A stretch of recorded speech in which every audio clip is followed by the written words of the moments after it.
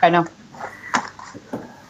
Buenas tardes, me presento, soy la doctora María Susana Pedernera, soy psiquiatra, psicoanalista, miembro titular de APA, coordinadora del Departamento de Psicosis. Voy a coordinar esta actividad, Adicciones, Familia y Psicosis, organizada por los departamentos de Familia y Pareja, profesor doctor Jorge García Badaraco, y el Departamento de Psicosis, doctor Enrique Pillón Ruibar. Voy a hacer una breve introducción al tema. Cuando hablamos de drogadependencia y psicosis, tenemos que pensar en una descompensación de una personalidad adictiva que realiza una psicosis, sea esta una psicosis breve o una entrada franca a la psicosis, o un paciente psicótico con abuso de droga. Dentro del psicoanálisis se ha escrito mucho sobre el tema, desde Freud, Melanie Klein, Lacan, Sandler, entre muchísimos otros, y Kember. Voy a hablar sobre la teoría de Kember y la drogodependencia. Que para Kember en su gran mayoría son personalidades límites. Sus características son mecanismo de defensa primitivo, difusión de la identidad y prueba de realidad conservada. Son personalidades narcisistas con un yo débil, falta de capacidad para tolerar la ansiedad, dificultad en las relaciones interpersonales y una incapacidad para tolerar las pérdidas y abandono. El paciente depende de un conjunto interno organizado de fantasías que le permiten al individuo no ser vulnerable a las pérdidas y los abandonos. Por su inestabilidad afectiva necesita su sostenimiento por la persona idealizada y se aferra a conductas idealizadas adictivas para evitar las experiencias de pérdida y abandono. Cuando no puede evitar esto, una de su centralidad puede ser directamente a una psicosis. Mis compañeros van a hablar desde otro marco referencial. En primer lugar, presenta el doctor Álvarez Alberto, médico psiquiatra psicoanalista, miembro didacta de APA, miembro de APSA, coordinador del grupo de investigación psicosis en la actualidad, presidente del capítulo de psicoanálisis, subjetividad y comunidad APA-APSA. Hablará sobre psicosis y adicción. Luego, en segundo lugar, la doctora Irene Saposnikov, médica psiquiatra, psicoanalista, integrante del capítulo de drogadependencia, alcoholismo y tabaquismo de APSA, directora del grupo 10 de asistencia y prevención de las adicciones. Ella presentará un caso clínico, digamos, y que no pertenece a ningún paciente en especial. Y en tercer lugar, hablará la licenciada Rosalía Álvarez, miembro titular de APA, coordinadora del Departamento de Familia y Pareja, profesor doctor Jorge García Badaraco, representante en FEPAL de Familia y Pareja por APA, miembro de la comisión que coordina la carrera de formación en familia, pareja, grupos y multifamilia en APA, y hablará sobre lazos familiares enredantes y o toxicidad en los vínculos. Con ustedes, el doctor Alberto Álvarez. Bueno, buenos días. Quería agradecer las invitaciones entonces del Departamento de Psicosis y de Familia a estar hoy, y a mi amiga Irene Saposnikov por aceptar también la invitación y compartir este espacio. Me referiré entonces a diferentes autores que trabajaron en el tema de las adicciones y la psicosis desde el psicoanálisis, sin querer ser exhaustivo, sino por el aspecto clínico que iluminan sus diferentes aportes. Ya hoy, en el malestar en la cultura, nos plantea la búsqueda de la ilusión de felicidad basada en dos aspectos: experimentar intensas sensaciones placenteras y, por el otro, evitar el dolor y el displacer. Aparecen obstáculos como desde el propio cuerpo, que condenado a la decadencia y a la aniquilación, ni siquiera puede prescindir de los signos de alarma que son el dolor y la angustia. El otro lugar es el mundo exterior, y en tercer punto, Freud pone de las relaciones con los otros seres humanos. El ser humano siempre ha buscado estos subterfugios para lograr las modificaciones de situaciones de sufrimiento. Más crudo, nos dice Freud, es la intoxicación, la modificación a través de la química. Estos métodos de cancelación del dolor lo encontramos muchas veces en los pacientes que consultan por consumo de sustancias. La mayoría de las veces, el llegar a este punto crucial de qué dolor se trata en cada uno nos puede llevar a un trabajo previo importante.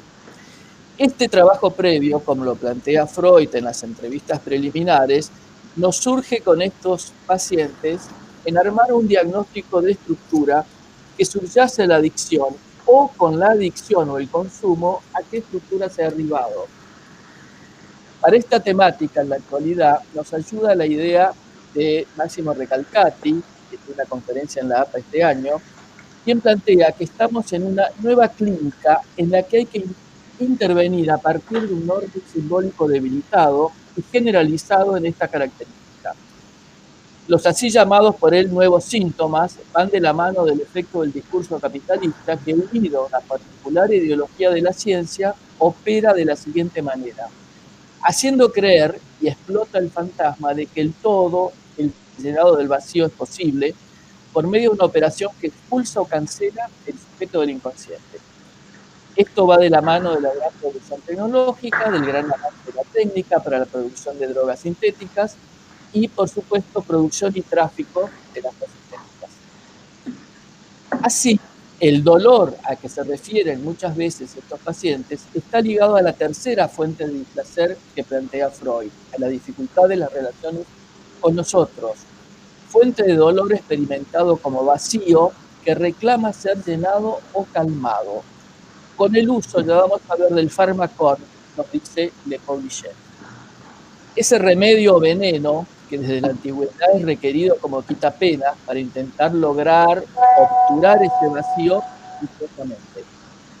Vamos a interrogar ahora el enigma del tóxico, dejando de lado todas las certezas, y lo vamos a hacer centrándonos en la clínica psicoanalítica de la psicosis, desencadenadas o no con consumo de sustancias. ¿Qué es la operación Farmacón? En la Farmacie de Platón, Derrida plantea que la esencia del farmacón consiste en que no tiene esencia estable, no tiene un carácter propio, no es una sustancia, es una no sustancia.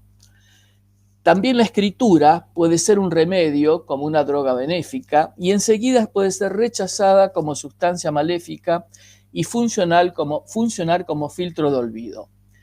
Es bastante común que los pacientes manejen un conocimiento de sustancias que, según ellos, los puede llevar a sentir sensaciones supraplacenteras que de otra manera no pueden.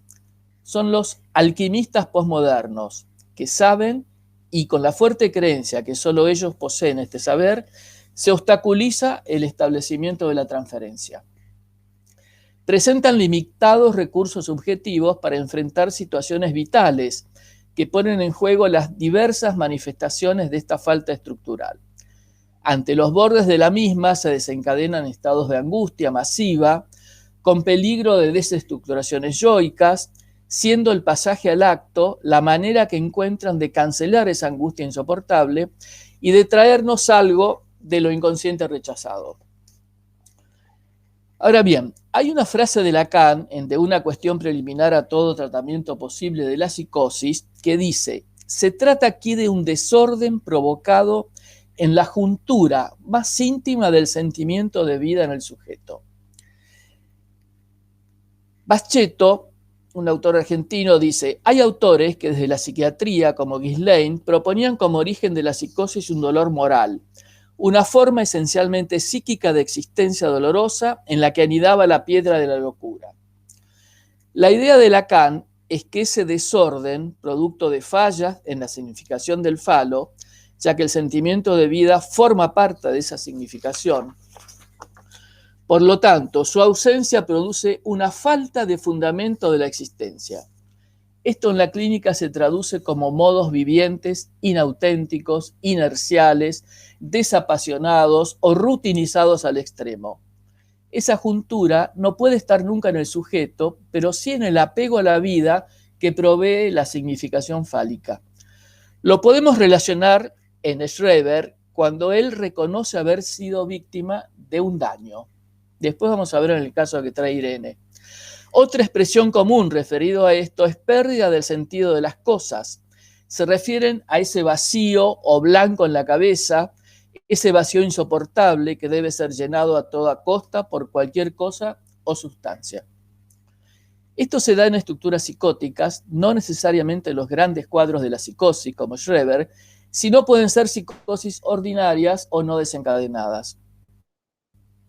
Vamos ya a la psicosis. Freud utiliza el mecanismo de la Verwerfung para explicar la psicosis. Lacan lo va a traducir como forclusión y en un primer momento lo tomó como nudo de las estructuras psicóticas, la forclusión del nombre del padre.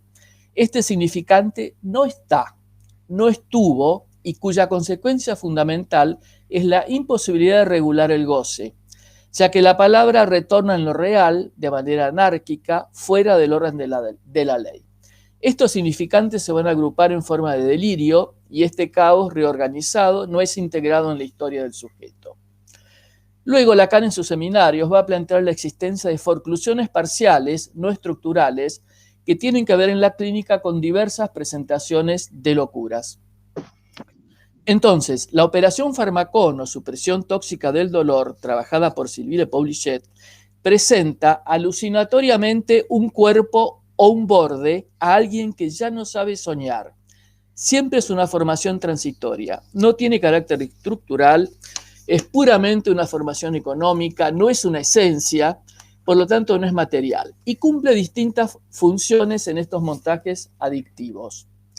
Creación de una función de órgano, garantiza una autonomía creando un nuevo circuito pseudopulsional donde se escamotea el gran otro, constituye una forma de autoconservación paradójica para evitar que esa hemorragia vital, pero pone en peligro la vida. Funciona como un tapón a esa hemorragia, de la que ya Freud hablaba en sus manuscritos sobre melancolía. Estos montajes adictivos en las tres estructuras pueden ser suplemento, suplencia y agregaremos función compensatoria e invención. La suplencia, si bien no es tan absolutamente característica de las estructuras psicóticas, funciona en ellas y también en las neurosis y perversión luego de un intenso uso de drogas. Estas formaciones son indicadores del desfallecimiento de la instancia simbólica que es necesario suplir en forma incesante mediante la operación Pharmacon. En el entrecrucis psicosis-adicción, la toxicomanía de suplencia, estas son formaciones que operan prestando cuerpo a estos sujetos, intentando organizar un circuito cerrado como un intento de tapar orificios, zonas erógenas pulsionales frente a la invasión de un gran otro no castrado. Son figuras de la madre con mayúsculas, del abrazo mortífero de esta madre. Yo traigo dos ejemplos, uno la película de Bertolucci La Luna, de hace muchos años, y otro más reciente en la telenovela argentina de hace unos años, La Leona. Si recuerdan el personaje de Esther Goris y su hijo, la droga entonces aparece como una manera de defenderse del abrazo incestuoso mortífero de esa madre. La autora advierte que la supresión tóxica brusca conlleva a un recrudecimiento delirante en estas estructuras. Esto se ve en algunos ingresos en comunidades donde por ideología tienen que estar limpios de todo, inclusive de psicofármacos. Es aquí donde nos encontramos con una disyuntiva clínica y epistemológica que debería sortearse en el caso por caso. ¿Qué hacer? ¿Cómo encarar? ¿Cómo diseñar el tratamiento en cada caso y diagnosticando la estructura? Vamos al suplemento, que es la otra formación. Son formaciones de prótesis narcisistas, suplencias, que concurren a sostener la imagen narcisista. Por ejemplo, una relación imaginaria con el otro. Provee o evita ante una imagen real lo discordante entre una imagen real o una ideal. Esto se presenta más en estructuras neuróticas, son las adicciones que podemos trabajarlas en forma ambulatoria en nuestros consultorios, y aquí el tema de la adicción se lo trabaja más parecido a cómo trabajamos un síntoma, ¿sí? Hay una película famosa, porque está muy en juego, especialmente en las histerias, las identificaciones al partener que es adicto. Hay una película del año 62, Días de vino y de rosas, donde se juega muy claramente esta identificación.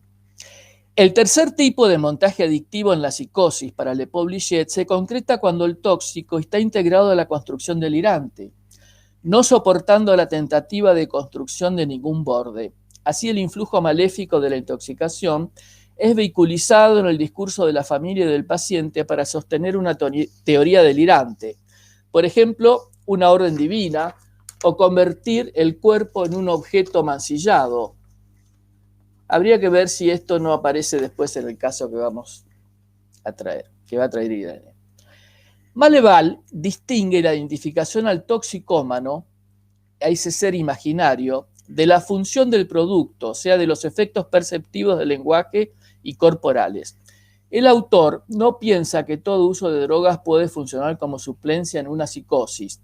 Puede más bien, dice, ser la coyuntura para liberar un goce ilimitado en el cuerpo que desencadene la psicosis. Esto es lo que decía Susana.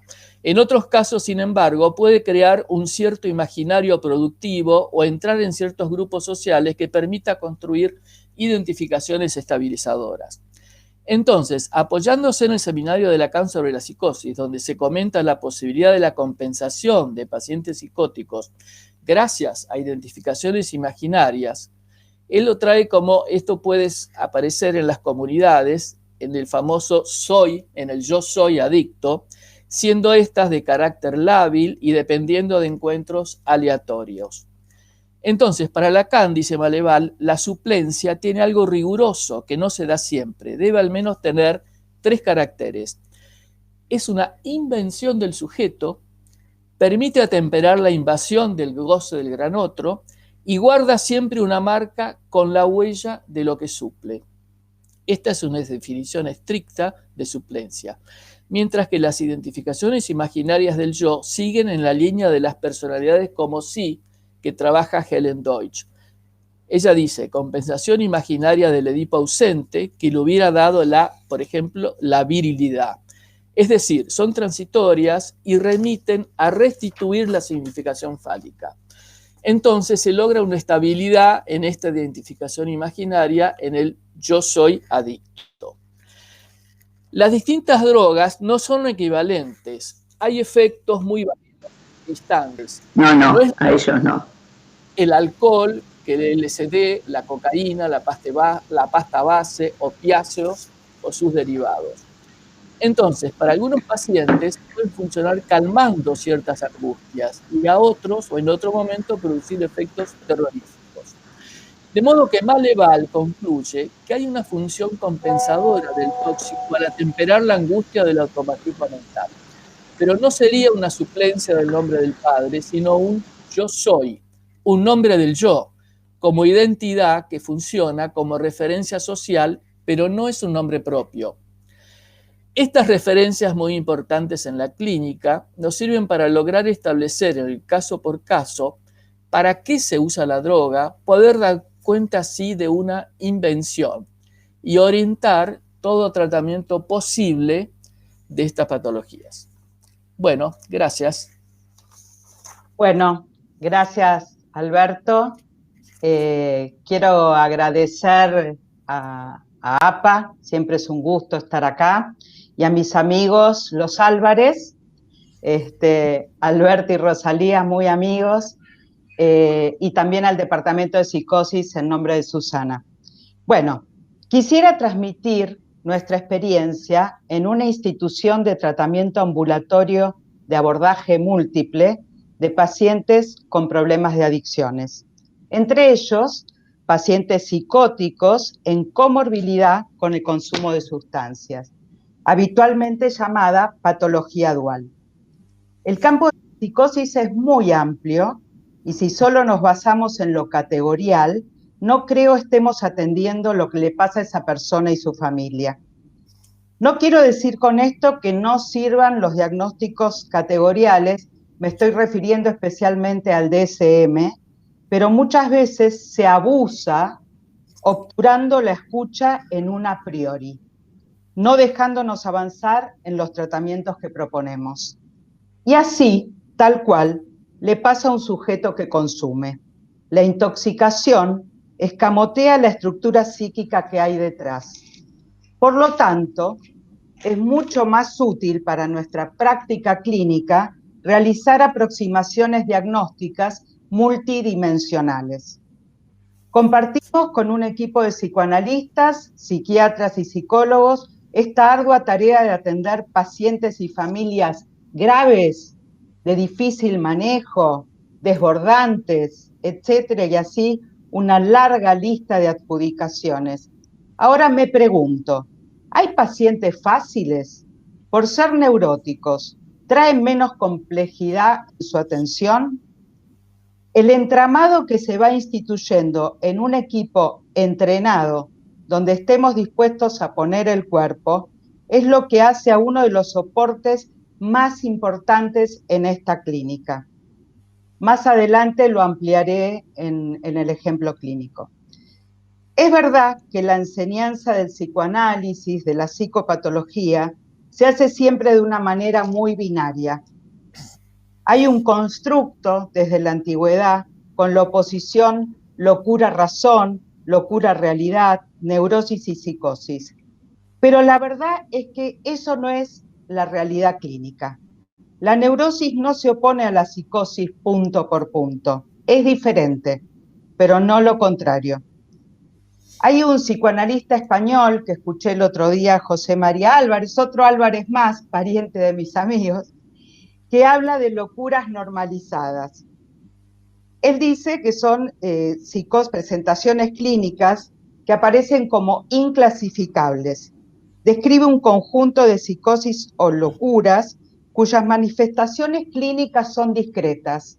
Algunos a esto lo llaman estos cuadros psicosis ordinarias, y él concibe a la locura como una defensa para la sobrevivencia, tomando, por supuesto, la transferencia como el medicamento primordial en los tratamientos. El poder discernir, esto lo dijeron ya Alberto y Susana, el poder discernir si ese sujeto tiene una psicosis tóxica por consumo, o si, por ejemplo, sobre una estructura psicótica se sumó el consumo de sustancia, nos lleva un tiempo poder diferenciarlo. Por supuesto, más allá de nuestras intervenciones en un cuadro de urgencia, donde quizás se indique medicación, internación, etcétera, lo que fuese. Pasado ese primer momento, lo importante a ir determinando es qué función y qué lugar ocupa la droga en el sujeto. Es de suma importancia el aporte de la familia para historizar, otorgar datos, época de inicio del trastorno mental, época de inicio del consumo, antecedentes familiares, duelos, etc. Si bien en nuestra institución, Grupo 10, tenemos un plan general donde el eje está puesto en lo grupal, grupos de pacientes, grupos de familiares, reuniones de equipo grupales, tratamiento individual, tratamiento psiquiátrico, equipo de acompañamiento terapéutico, vamos delineando el abordaje en el caso por caso, en la singularidad. Entonces, el tratamiento es a medida, implicando siempre a la red de ese paciente, fuese cual fuese esta. No forzamos situaciones que pueden ser intervenciones que causen estragos en los pacientes. Hay pacientes psicóticos que al asistir a los grupos les resulta una exigencia imposible de poder cumplimentar, especialmente pacientes por ahí con rasgos más paranoicos, etc. Los grupos de pacientes son grupos heterogéneos, no solo por sexo, sino por edades y patologías. Bueno, ahora voy a pasar al caso clínico. J es derivado a la institución por su médico clínico por consumo abusivo de opioides, medicación que dio este mismo médico, para ver si puede reducir la dosis. J no se reconoce como adicto, vive con S, su mujer y los hijos de ella. Tiene una hija A de 18 años, a la cual no ve hace unos años desde que se separó, y un hijo de 30 años. El tratamiento en la institución consiste en tratamiento individual, no pudo ser ingresado a los grupos porque él no quiere dejar su consumo de ninguna manera, y este fue uno de los motivos por los cuales hace solo tratamiento individual, seguimiento psiquiátrico. S, su mujer, va a los grupos de familiares y también se realizaron entrevistas de pareja. El consumo de J, relata él haber comenzado fue a partir de la separación con la mamá de A, relata haber comenzado con una serie de fenómenos en el cuerpo, sudoración y dolor en la ingle y en las piernas, sensaciones dolorosas y quemantes. Dice, cuando me separo tengo una reacción en las piernas, que dieron lugar a un derrotero de consultas médicas, culminando en el tratamiento con opioides. J lo nombra como una magia negra, un sadismo o un control del otro. Relata además otras ocurrencias adjudicadas a ese otro, por ejemplo, la aparición de animales muertos en la puerta de su casa.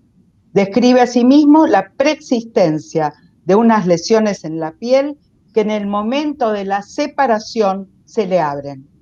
Con su ex insiste en que ella ejercía un poder, una especie de hipnosis. Según su explicación, se trata de una serie de incrustaciones, presencias en su cuerpo de objetos, residuos, elementos que van tomando diferentes formas, tales como plumas, puntas de flecha, madera. Todo lo que me estuvo clavando, dice por dentro, antes de que nos separáramos, se eliminaba, se metabolizaba, pero cuando me separé, dejó de metabolizarse. J siente que estas presencias en el cuerpo van emergiendo lentamente y duelen. Dice, es un volumen, una pasta, arena debajo de la piel y hay veces que suena como si fuera un cristal. A partir del dolor que produce la salida de estos elementos, es que necesita ayudar al proceso, sacar lo que está podrido, es decir, que hay autolesiones que se produce él mismo en la piel con intención de ayudar a este proceso de salida, que posiblemente en algún momento va a terminar, dice.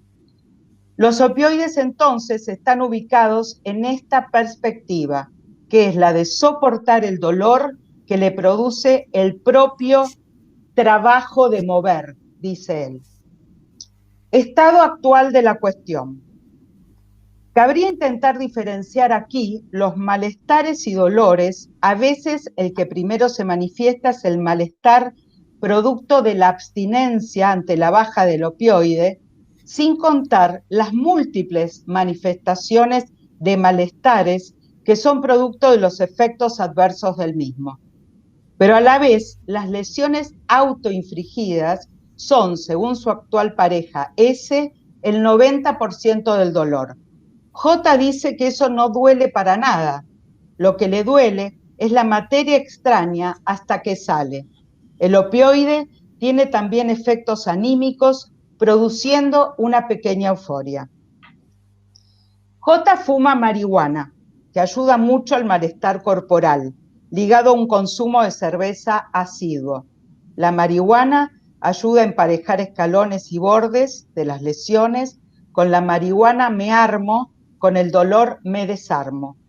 El uso de marihuana es acompañado de un saber místico.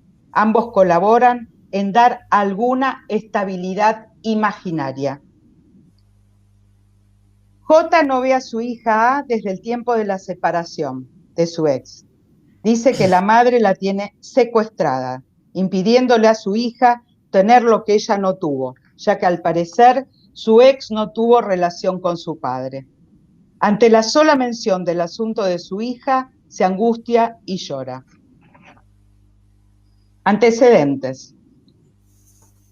J cuenta un recuerdo aislado de sus 9 años, un momento que permite inferir que algo se produjo quizás a esa edad, un antecedente en el cuerpo, un antecedente de los consumos.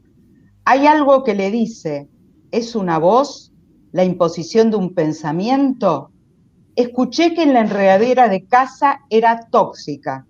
Sentí una voz, tenía que experimentarla, la cociné. Por supuesto, no sabía nada de las proporciones y la tomé. Relata que durante la secundaria quería probar peyote y así se lo dijo a su padre con fascinación. Cuenta que leyó un libro que relataba los efectos del peyote, momento en el cual describe haber percibido una sensación de expansión en el tórax, de aleteo en el corazón. Tiene una experiencia corporal. De ahí la idea de la experimentación con las drogas, del apasionamiento por los efectos del tóxico. Su madre falleció hace aproximadamente 1 año de Alzheimer, pero nunca se olvidó quién era yo, dice J. En cambio, sí se olvidó de su hermano menor, a quien describe siempre en las sombras. Intervenciones desde el espacio de la psiquiatría. J relata los vaivenes de su cuerpo, pero no hay posibilidades de introducir una intervención farmacológica. Es él quien sabe sobre lo que le pasa en el cuerpo. Es él quien propone los tratamientos. J dice, he investigado las propuestas de la medicación. En todos estos no entiendo dónde entro yo. Aripiprazol, risperidón, olanzapina, psicosis, esquizofrenia. Yo estoy bien. Si me ayudan a sacarme físicamente lo que me molesta, estaría mejor y podríamos hablar de reducir la morfina. El cannabis me ayuda 100% a lidiar con mis miserias. Esos productos psiquiátricos que no tienen ni 100 años de existencia no me dan ninguna tranquilidad. El espacio de psiquiatría se propone intentar acompañar el tratamiento psicoanalítico, ya que J confía en la palabra y tiene una apuesta al proceso psicoterapéutico. Inclusive, se han podido verificar algunos leves efectos de apaciguamiento del dolor luego de las entrevistas. Por otra parte, ofrecer la posibilidad de testimoniar sobre el saber y la certeza. Otra línea de trabajo con el psiquiatra es la de ubicarse como un enlace entre la medicina y el paciente. Intervenciones desde el lado de la psicoterapia. Las intervenciones en el sentido de bajar la morfina intentan restarle algo de la centralidad que ha adquirido a lo largo de todo este tiempo. Se nos presenta un límite que abre un interrogante. Si bien se intenta tomar como una metáfora que el dolor en el cuerpo tiene que ver con otros dolores, en ese punto su esquicia es radical. El circuito de localización en el dolor del cuerpo y la cancelación de este vía la sustancia permanece poco menos que irreductible, así como inalterable en lugar de la causa o maltrato o daño externo en su cuerpo penetrable. Si bien habilita en ocasiones la posición del analista al modo de un ungüento más, aunque de un modo un poco menos real y más simbólico, que pueda mediar en acto entre ese afuera dañino y esa interioridad hiperpermeable, acercando, no sin esfuerzo, paradójicamente de que penetre otra interpretación posible, que ubique alguna falta en el otro, el médico clínico medio histérico, más que crápula, su mujer desbordada, su hija adolescente que no ve, etc., nos preguntamos, ¿qué otra intervención posible? Dicho de otro modo, ¿desde dónde o cómo podría la intervención por vía de la palabra, único recurso disponible, competir con alguna eficacia frente al doble tratamiento de lo real del goce por lo real de la sustancia y por la operación simbólico real de mover para un sujeto que se conduce como el único dueño de la pelota? La institución. La institución cumpliría la función de envoltura psíquica, concepto de Ancier, membrana que recubre, envuelve, protege, delimitando el adentro y el afuera, otorgando un sentimiento de sí, operando tanto hacia los terapeutas como hacia los pacientes. Ese, su mujer, va descargando sus mensajes vía WhatsApp de situaciones de urgencia a todos los miembros del equipo. Esto fue en un primer momento, ya no ahora. El equipo trata de sostener, contener, decodificar, procesar, metabolizar, tratando de discriminar a qué urgencia se refiere cada vez. ¿De qué urgencia subjetiva habla?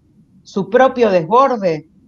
Y es así, en este proceso de ida y vuelta, que se va aportando a la coherencia que ayuda a calmar. Describe con morbosos detalles cómo J se despedaza la piel, convirtiéndonos en privilegiados guayeristas de estas situaciones que se repiten e insisten. Se la acota a que solo se dirija a uno de nosotros, situación que solo acepta parcialmente. Sin embargo, el proceso la va llevando a pedir un espacio individual. Actualmente está en terapia individual, aparte del grupo de familiares al cual ella asiste.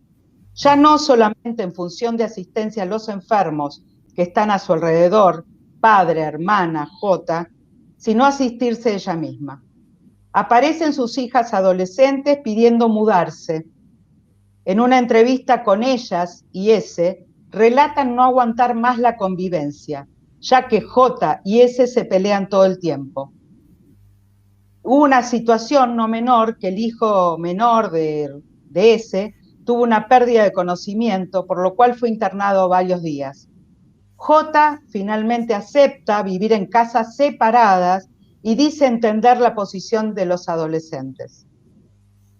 ¿Estaría operando en estas mudanzas algo de la diferenciación, del adentro, del afuera, separando algo de esta díada? El yo piel de Ancier, una de sus funciones tiene que ver con esto, distinguir entre mundo interno y mundo externo. Las fallas en el desarrollo del yo piel derivarán en patología de todo tipo, psicosis, psicosomáticas, autoinmunes, etc. En nuestras reuniones de equipo los pensamos. Muchas veces aparece la pregunta, o aparecía, ya no. ¿Qué hacemos? ¿No hay que internarlo? ¿Le ponemos alguna condición para que acepte psicofármacos? Mientras tanto, vamos moviendo nuestras posiciones, nuestras creencias, nuestro devenir entre el paciente ideal y el posible. Vamos haciendo nuestro trabajo, no de magia negra, sino un trabajo absolutamente artesanal. Bueno, muchas gracias.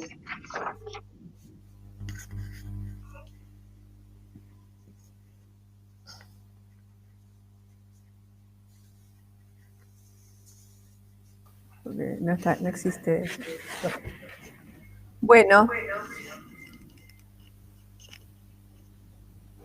Gracias por la invitación de Psicosis.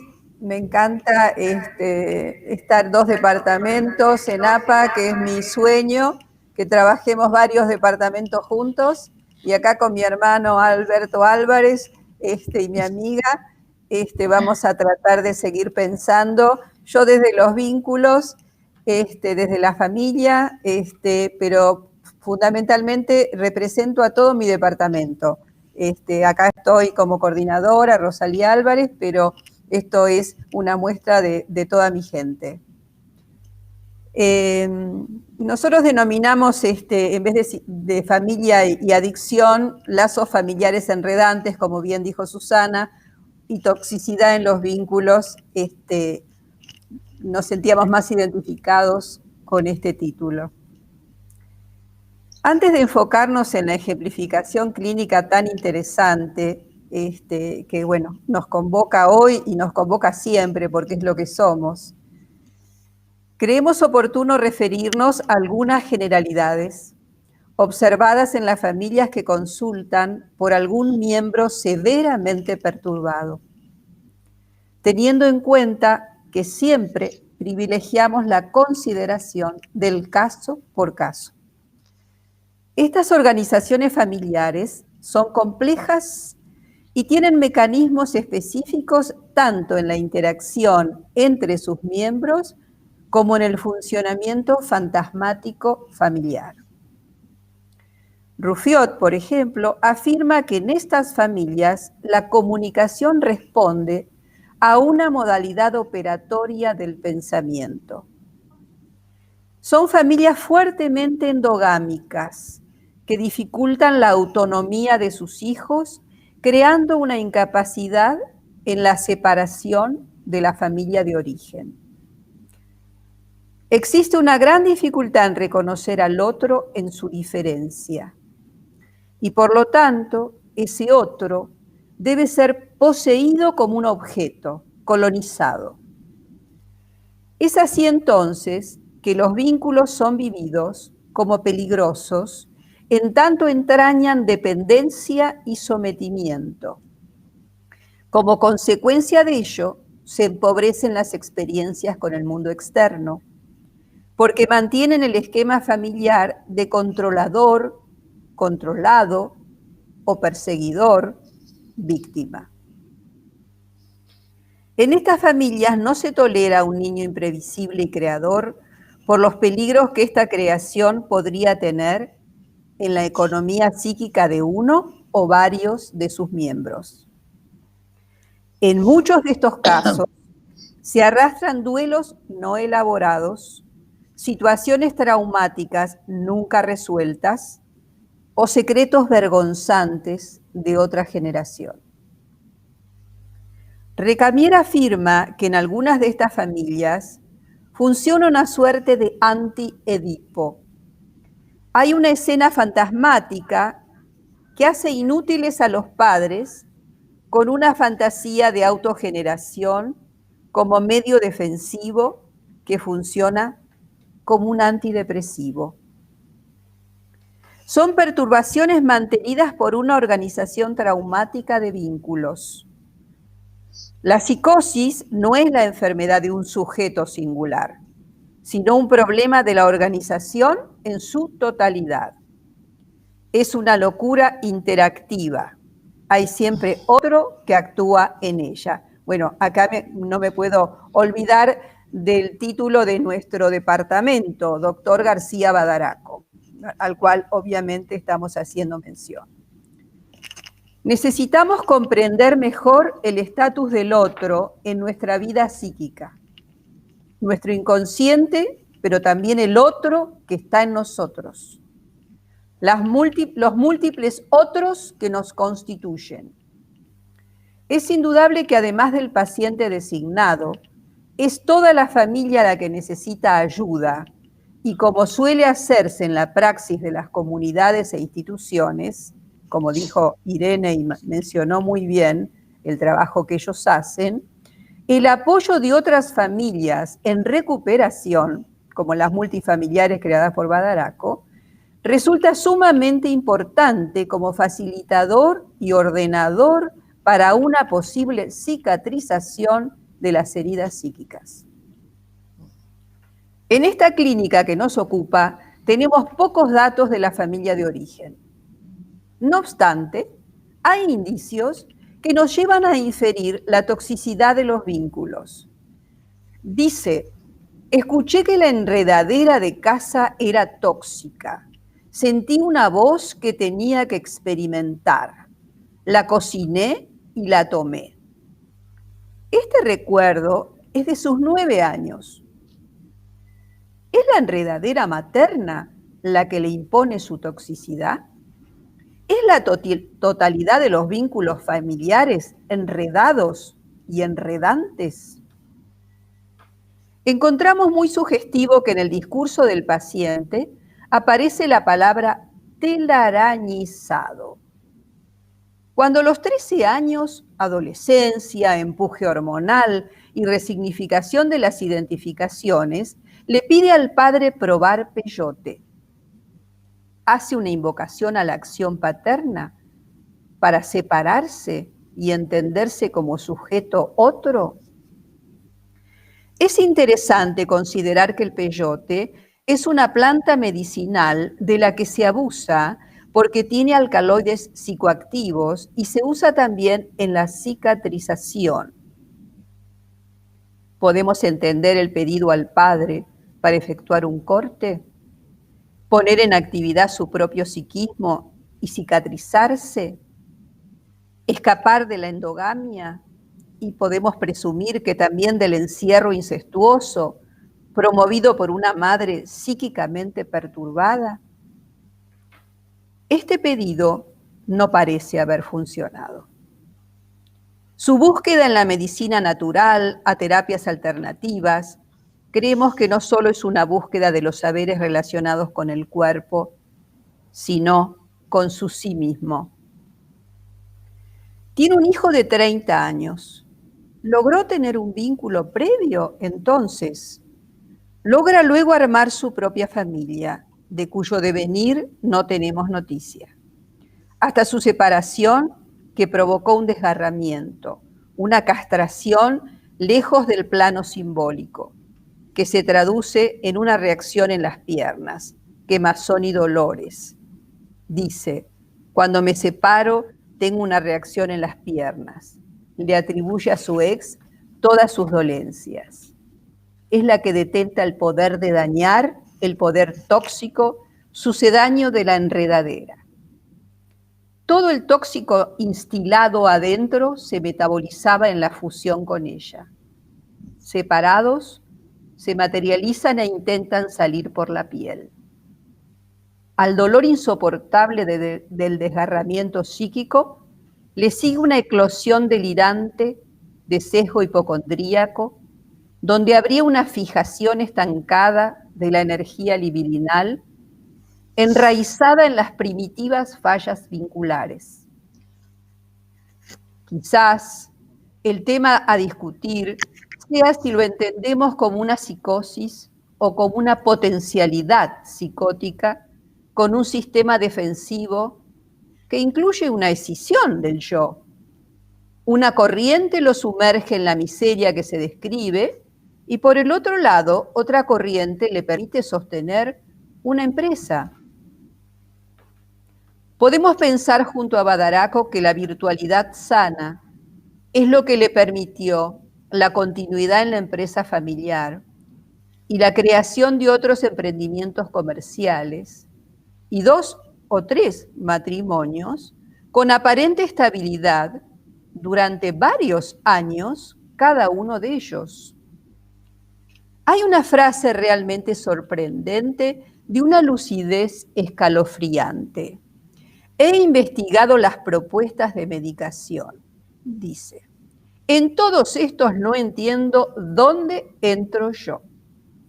Ariprazol, risperidona, olanzapina, psicosis esquizofrénica.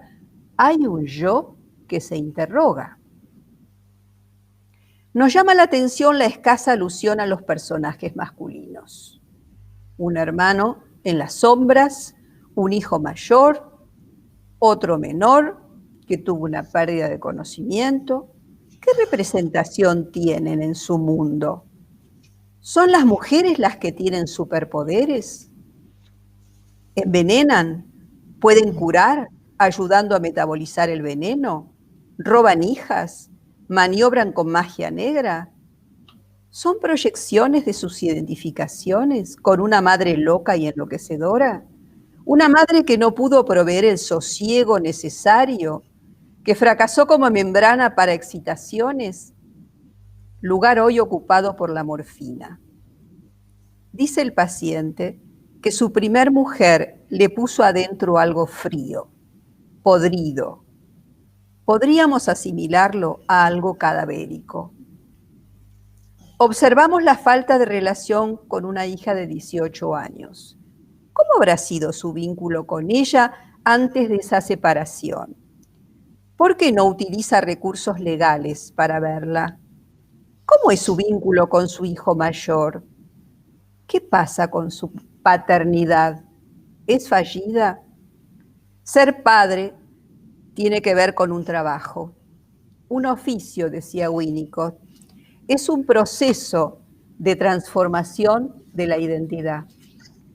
La parentalidad es un proceso complejo que se adquiere gracias a un lento trabajo de elaboración de cada uno de los padres y de la pareja. Es una compleja función en la cual contribuye también el hijo. Presupone un lento proceso de renuncia narcisista. Tener un hijo, de alguna manera, nos libera de nuestros padres, nos introduce en la continuidad generacional. Un hijo representa una parte de sí mismo, también de la pareja, y algo nuevo que suele perturbar. ¿Habrá secretos familiares produciendo estos efectos? ¿Y qué de lo transgeneracional? En relación al modelo del abordaje y en los ambiguos modelos transferenciales, parecería que la omnipotencia narcisista reactiva del paciente genera una diversidad transferencial heterogénea. Si tomamos un modelo winnicottiano, promueve escisiones en el equipo tratante, en su diversidad de disciplinas, necesarias para mantener su aparato defensivo.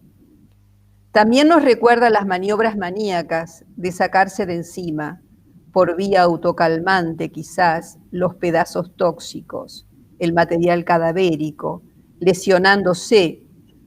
Así queda expuesta la repetición de viejas defensas paradojales, instaladas antes de la represión, de la vuelta contra sí mismo, haciendo activamente lo que quizás sufrió pasivamente. Nos preguntamos si esta madre habrá querido sacárselo de encima. Creemos que la internación no podría ofrecer ventajas en este tratamiento, más encierro. ¿Con qué motivo? Por otro lado, si bien consideran que la palabra de los terapeutas funciona como ungüento, no nos parece un camino errado. El reconocimiento del dolor corporal como valedero, porque es dolor, y el ungüento de la palabra en transferencia, podrían darle los recursos para tramitar sin derrumbes los procesos de separación. Muchas gracias.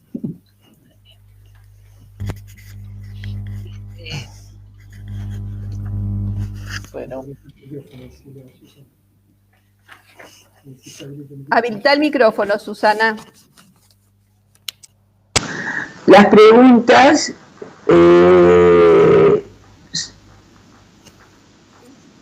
¿qué es el dolor? ¿Cómo es el modelo de dolor? Que hay alguien que dice que le hace pensar al modelo, digamos, de una hipocondría delirante. Pregunta, aparte de que felicita en todas las exposiciones, ¿qué incidencia puede pensarse desde lo psicopatológico al no ver a su hija desde hace 10 años? Ya que además de la separación, parecería ser el episodio desencadenante del cuadro y su evocación desata episodios de llanto en él. A Irene le preguntan cómo se llama el libro del otro Álvarez. Tiene varios libros. ¿Con qué se sabe de la familia anterior? Como que aparece con esta familia, pero hay pocas referencias a la familia anterior, como eran esos vínculos. A ver, por ahora es eso lo que recibí. A ver, ¿qué pasa entre los adolescentes hijos de la actual mujer?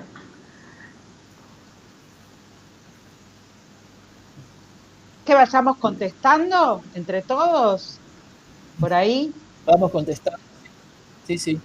Pueden empezar a contestar, sí. Claro. Sí. Sí, porque, digamos, hay algo que se repite, me parece, en las preguntas, y por ahí también lo trajo Rosalía, que tiene que ver que tenemos pocos datos de su familia primaria.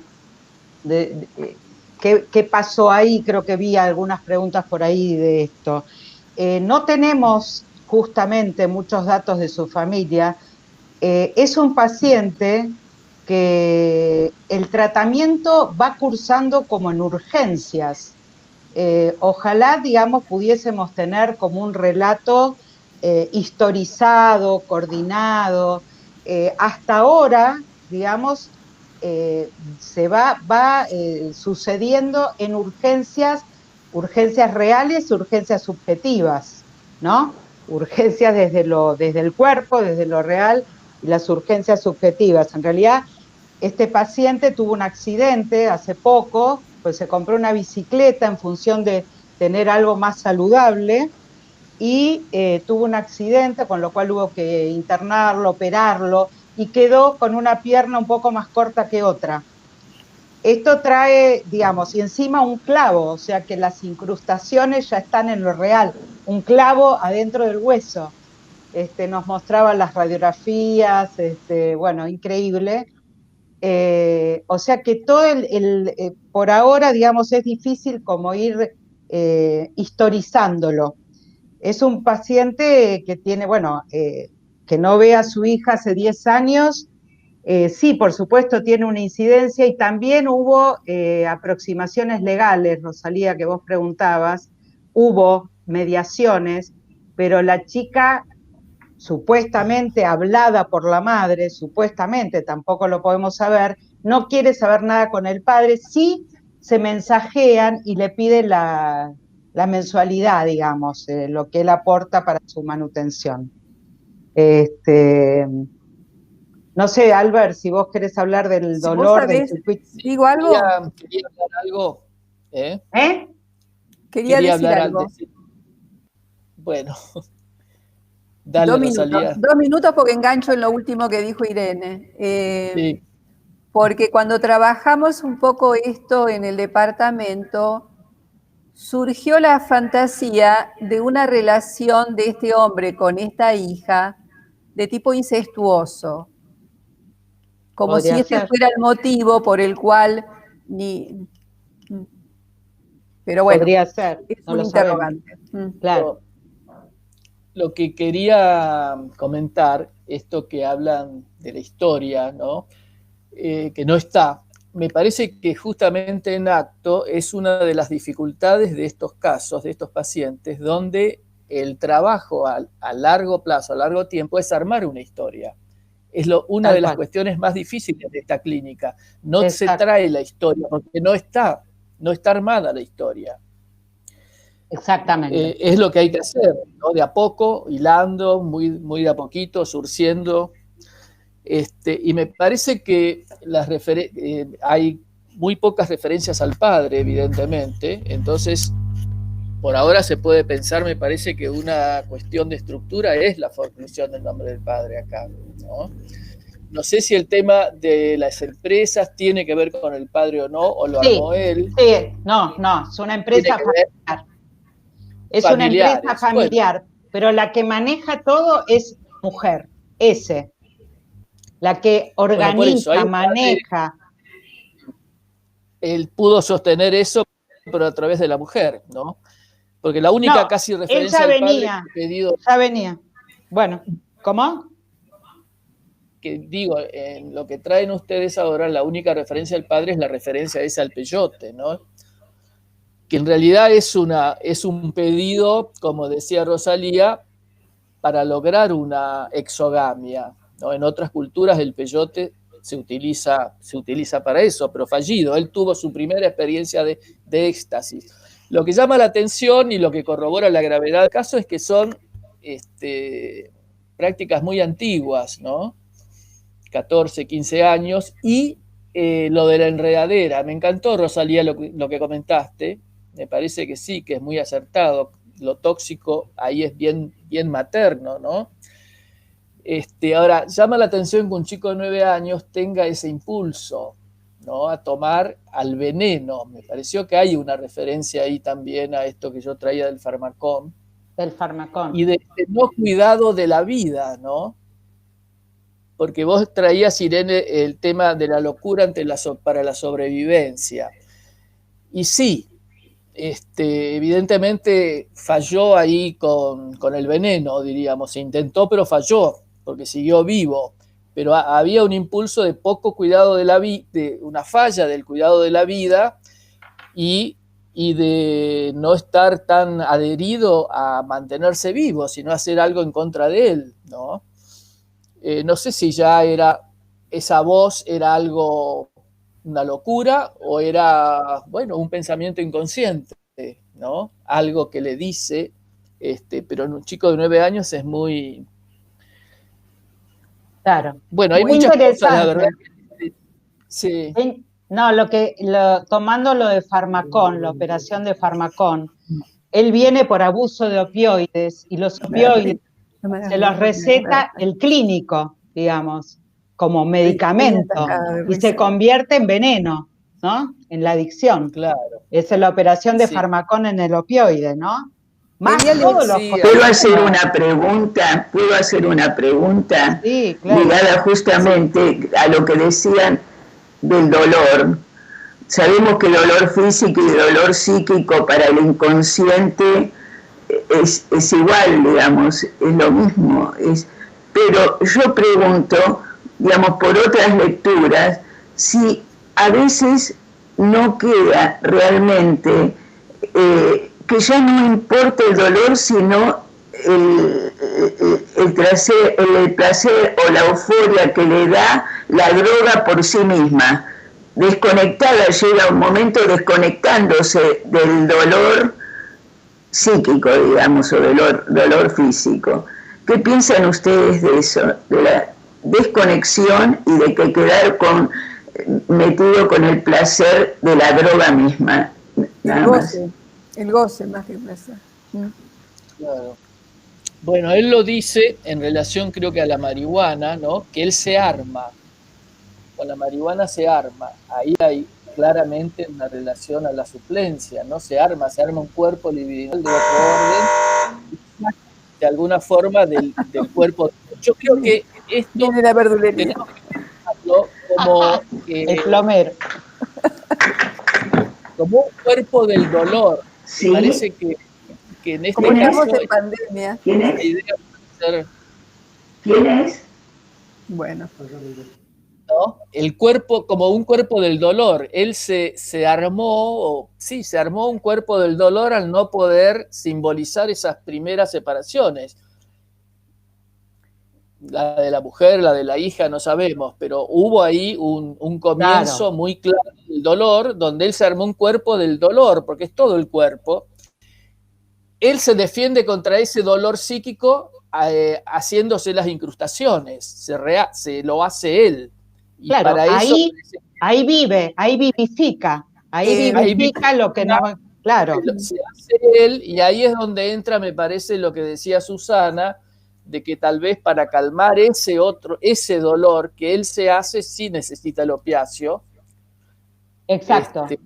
¿no? Quería leer un comentario de alguien del Departamento de Familia en relación al accidente que mencionaste, Irene, último, donde dice: los accidentes no son fortuitos, aparecen a veces como una solución.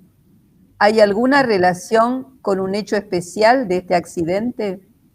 Justamente se había comprado una bicicleta con una intencionalidad de hacer algo saludable para mejorar su salud.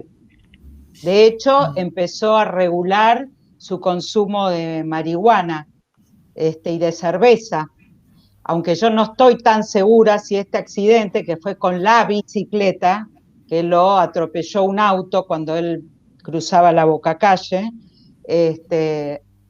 no estaba, digamos, con marihuana y con alcohol encima. más los opioides, pero los opioides ya son forma de vida, ¿no? Probablemente, digamos, esta lucecita de que aparentemente pudiese tener como una vida más saludable, y ahí, bueno, se compra la bicicleta y tiene el accidente. Sí. Alberto decía que tenemos que ir armando la historia que desconocemos, ¿no? Todos preguntan acá también en las preguntas sobre el padre del cual no se sabe nada, de sobreviviente de qué, etcétera. Que me parece que también es un tema interesante para nosotros, esta ausencia de historia, ¿no? Sí. ¿Por dónde pasa, digamos? ¿Por qué hay tanto blanco como si hubiera nacido tardíamente, como si la mamá que refiere es una mamá ya con Alzheimer, ¿no? Que vaya muerta, ¿no? En este momento. Pero me parece altamente significativo la ausencia de origen, la ausencia de trama. Sí, de todas maneras me parece importante, Rosy, lo que decía Alberto y que, bueno, acá creo que todos coincidimos, eso se va a ir armando. O sea, si lo podemos ir armando ya es un montón, digamos, porque, insisto, digamos, es un paciente que nos remite todo el tiempo a la urgencia. De hecho, en un principio no sabíamos si podíamos, primero si el paciente iba a quedarse en la institución, si lo íbamos a poder tratar, si iba a seguir el tratamiento y para qué seguiría este tratamiento. El para qué también, ¿por qué? ¿Para qué seguiría el tratamiento? Porque en realidad tuvo un objetivo específico que era que reduzca el consumo de opioides. Y eso no es posible, digamos. Pero hay algo que él encuentra en una escucha, que algo de esto lo sostiene también, ¿no? Que esto es lo que nosotros nos agarramos, de alguna manera. En una escucha y en una institución. En una escucha, en transferencia, en una institución, la membrana. Membrana, ¿no? Me parece que eso es importante para un paciente de tanta gravedad, porque la verdad que uno podría decir, bueno, no. Pero hay algo, Irene, que vos traes en lo que presentaste, que él cree en la palabra, ¿no? Eso me parece fundamental. Por eso se queda, por eso se queda, no sabemos para qué, pero... Que traían también del analista como un ungüento, me parece que esa es una figura muy importante porque se opone a lo del gran otro, diríamos, que le incrusta todo, ¿no? El ungüento es algo que protege y que se va absorbiendo sus beneficios, diríamos, de a poco, ¿no? Además hay una historia de un hombre que tuvo vinculaciones con cierta duración. Esas parejas parecen ser compensatorias, ¿no? Bueno, eso la última pareja tiene 3 hijos de ella. Hay que también bancar, digamos, una nueva pareja en esta estructura de personalidad con 3 hijos, que deben haber resultado una compensación y una trama vinculante muy sanadora dentro de todo este cuadro, digamos. Sí. Bueno, y un apoyo fundamental de esta mujer para que él pueda hacer el tratamiento, ¿no? Sin ella me parece que no sería posible. No lo hubiésemos tomado. No. Si ella no estaba en el tratamiento, no lo tomábamos seguro, porque es imposible, ¿no? Imposible. Sí. Digamos. Acá hay también algo que no dijimos, que es una relación muy ambivalente con el médico clínico, que es el que le proporciona el opioide, le da las recetas para que él obtenga la morfina. Claro, y hay porque a veces el médico se retrasa, ejerce como una cosa un poco sádica, por lo que podemos entender, con respecto a este paciente. Este paciente se somete al médico clínico y lo toma como imposible de moverlo de ese vínculo con este médico, ¿sí? Que es el que le da la morfina, digamos, le da la receta. Pues ustedes saben que no todos podemos recetar morfina, digamos, que tenés que estar inscripto, que no es tan simple que alguien pueda recetar morfina, digamos. Entonces es toda una historia con este tema de la morfina que atraviesa el tratamiento. Lo que me da la impresión, Irene, es que ustedes miraron, a pesar de que decís que si la mujer esta no hubiera estado, por ahí no lo hubieran tomado, pero también acá recuerdo a Badaraco cuando dice tener esperanza con el paciente, digamos, y me parece que ustedes lo están manifestando, ¿no? Al atenderlo, sí, porque nos preguntamos si lo seguíamos atendiendo en muchas oportunidades, si seguíamos adelante, si no, si nos parecía, si no. Bueno, todo el tiempo vamos pensando sobre este paciente. Acá hay una pregunta que habla sobre si está claro el diagnóstico. Me gustaría que ustedes hablaran de esto, ¿no? Si es imprescindible tener un diagnóstico preciso, si esta oscilación entre potencialidad psicótica, psicosis, adicción, escisión, ¿cómo lo ven psiquiátricamente, médicamente esto? Alberto, ¿vos qué decís?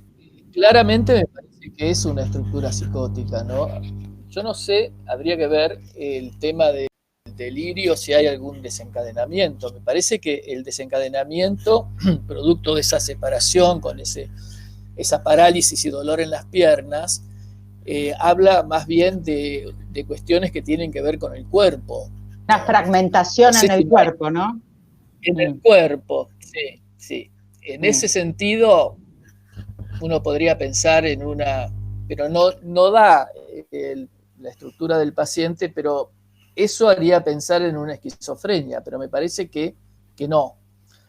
Es sí en algún delirio paranoico, ¿no? Entre paranoico y esquizofrenia está toda la cuestión esta del mal y bueno, el mal, la magia negra, toda esta cuestión es bien más del estilo de la paranoia, pero puesto todo totalmente en el cuerpo, no en el otro, aunque está también en el otro, en el gran otro, que es alguien que le hace, pero en su propio cuerpo. No sé si necesitamos más precisiones diagnósticas en ese sentido, ¿no? Me parece que sí, claramente es una psicosis. Es una psicosis, claramente una psicosis con consumo de sustancias crónico, porque él consume todo tipo de sustancias de toda la vida. Pasó por todo tipo de sustancias, digamos. Ahora está anclado más en el opioide, pero ha pasado por todo. ¿Y con qué aspectos sostiene todo el resto? ¿Con qué? ¿Con qué aspectos de la personalidad pudo sostener todo el resto? Nosotros, por ejemplo, también todo el resto de lo que sostiene, poder tener un vínculo 10 años, 8 años, poder sostener... No es un cuadro tipo clásico Schreber que el delirio lo desestructura, ¿no? Sino que tiene esa parte que vos decías sana de los vínculos especialmente, que lo sostiene, ¿no? Yo creo que, que si uno se coagula en un diagnóstico, entonces es una esquizofrenia que queda ahí, digamos, es un paciente que uno lo puede ir recorriendo en diversos polos, ¿no? Sí. Donde de repente se muestra más paranoico, de repente puede mostrarse en otra situación, de repente puede como conservar en el mundo real, digamos, una pareja, digamos, bueno, en fin, qué sé yo, son como diversos aspectos, ¿no? Nosotros habíamos pensado, acá dice Alejandra Gómez algo interesante sobre la pregunta de la falta de armado de la historia, esa imposibilidad, si no habrá un daño neurobiológico ocasionado por el consumo de tanta sustancia. Y sí, pero anda. También nosotros Pero- lo mandamos a una toxicóloga al principio del tratamiento, para ver si podíamos armar entre la toxicóloga, el médico clínico, nosotros los psiquiatras, los psicoanalistas, abordarlo de una manera interdisciplinaria, pero no nos funcionó. Digamos, no hubo posibilidad. La posibilidad hasta ahora es el espacio farmacológico, el espacio con el psiquiatra. En realidad el psiquiatra no lo puede medicar porque es impenetrable por todo lo que leímos. Alguien pregunta ahí, ¿qué es esto? ¿qué tratamiento farmacológico? El tratamiento farmacológico es el que él se autosuministra, los opioides, la marihuana, la cerveza. Eso es la automedicación que él se da para su tratamiento. No hay por ahora ninguna posibilidad de tratamiento psicofarmacológico posible porque el paciente se niega, no lo quiere aceptar de ninguna manera y probamos de todas las maneras posibles. Y esto fue, hasta ahora, no, porque también pensamos, bueno, es una oportunidad, cuando se accidentó y lo internaron, yo hablé con el psiquiatra de la Suisse, qué sé yo, bueno, era de la, no me acuerdo, a ver si había posibilidad de intervenir desde esa internación casual por el accidente, intervenir psiquiátricamente, pero tampoco nos dieron bolilla. Así que perdimos esa oportunidad, digamos. Por ahora es así lo que Él va se rearma con la marihuana, no sé si en este momento... Claro. Una pregunta, yo tengo realmente muy mala señal, muy mala por eso, pero hay una pregunta que me importa mucho, que pregunta si el accidente es un intento penoso y fallido de restitución de lo escindido. Bueno, vos sabés que yo creo que sí, pero ahí se juegan los diagnósticos diferenciales que ustedes dijeron, que es, digamos, un border del lado psicótico, del grupo 1 de Grinker, digamos, como que ahí, digamos, la pregunta me parece muy, muy buena. Lo que pasa es que me parece que esto lo podemos saber después. A mí me llamó la atención esta referencia que hizo Irene, que ahora hay un clavo, digamos, médico, una incrustación médica. Real. Eso me parece que es real, ¿no? Y para curarlo, hecho por la medicina. Me parece que eso es un hecho importante con respecto a eso escindido. Esto ya es de otro orden, algo que puede estar en su cuerpo desde otro orden. Me parece que eso, si él lo puede trabajar, haría una cuestión interesante de este accidente, ¿no? Lo que su cuerpo puede tener ese objeto ahora diferente. Sí. No, iba a decir algo nada que ver con lo que estás diciendo, sino pensando, si bien Irene por ahí cuando dice que la empresa familiar fue sostenida más que nada por esta mujer, nosotros habíamos pensado que sostener la empresa familiar fue una manera de sostener la familia, fue una manera de seguir teniendo la familia de la cual no se acuerda, digamos. Sí. Muy bien. Sí, algo del padre ahí, ¿no? Hay algo del padre. Él se las arregla, diríamos, para eso sostener y que eso lo sostenga a la familia.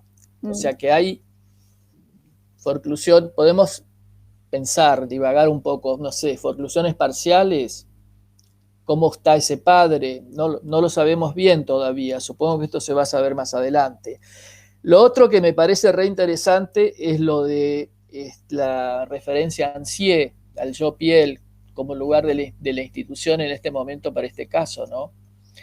Por esta imposibilidad que aparece como posible de poder empezar a enlazar ese adentro y ese afuera, que en este caso es tan tremendo, ¿no? Porque ese laceramiento en el cuerpo para sacar eso de adentro.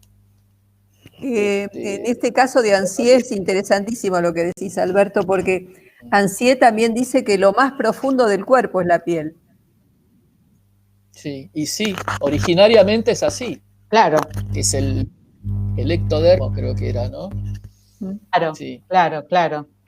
Sí, a mí me parece muy interesante el tema que ella, la mujer, se pudo ir de la casa en esa diferenciación, porque siguen siendo pareja, digamos, ¿no? Pero pudo discriminar ahí algo, llevarse a sus hijos y todo, entró en una otra dinámica, ¿no? En una dinámica diferente. Sí. Aparte, lo que lo deben haber movilizado la adolescencia de estos 3 chicos. Con todo el empuje hormonal de estos adolescentes, ¿no? Claro. Sí, totalmente. A mí me aparecen carteles de que mi sistema de internet está debilitado, así que espero que no se corte. No, faltan 4 minutos. Es parte de la pandemia. Cuestiones de la técnica que no podemos manejar, ¿no? Claro. Yo lo otro, por eso me parece que además este caso ejemplifica muy bien ciertos aspectos de la teoría, ¿no? Lo de la hemorragia libidinal, en ese aspecto me parece que hay un fondo melancólico en este caso, ¿no? Sí. Entre la paranoia y la melancolía, yo diría. La neomelancolía. Sí. Volviendo a... Pero bueno, está el tema de la hemorragia libidinal, es eso que él se hace en el cuerpo, la necesidad también de obturar eso, ¿no? Estaba mirando el comentario de... No, decía Alberto. No, que la cuestión, para pensar también en este caso, es la cuestión del lazo social, porque él puede mantener el lazo con lo familiar. Se hace un poquito más difícil, ya que él no se puede integrar a los grupos, a diferencia de otros pacientes, que es más fácil el lazo con el otro, con el semejante, ¿no? Con el otro que consume. En él no. Esto hace una diferencia importante, me parece, y que habla más de esta estructura más, por ahí psicótica, ¿no?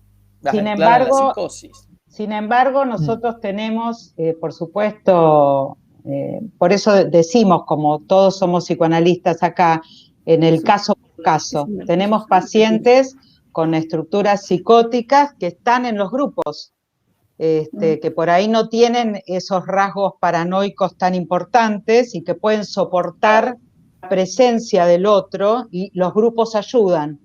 Y otros pacientes como que es imposible, digamos, ¿no? Estaba leyendo, Irene, un comentario de Alicia Presas que dice, quizás ese entramado del médico poderoso, el narcoproveedor, ¿el equipo está inmerso como isla en un campo perverso? ¿Cómo? A ver, de nuevo. ¿Qué? Claro, porque bueno, se refiere al médico que le empezó a dar morfina. El narcoproveedor, ¿no? Sí. Claro. Sí. Como si fuera una constitución de un campo perverso, ¿no? Ah, bueno, sí. Sí, pero yo creo que esto no es aislado tampoco, porque los médicos, y por ahí me incluyo, bueno, yo, digamos, por ahí estamos dando una medicación en este caso, donde no sé si se previó las características de este paciente. Digamos, un paciente que ya venía con una cantidad de consumos impresionantes, con una historia, se le da opioide y se le da, y ahí fue, ¿no? Empezó a caminar y se convierte ahora en un veneno, digamos, de alguna manera, ¿no? Lo que primero fue como una medicación, remedio, se convierte en un veneno. Me parece que eso lo vemos habitualmente. No sé si habitualmente, pero sí, me parece como a tomarlo en cuenta, ¿no? Chicos, veo que son las 2:30.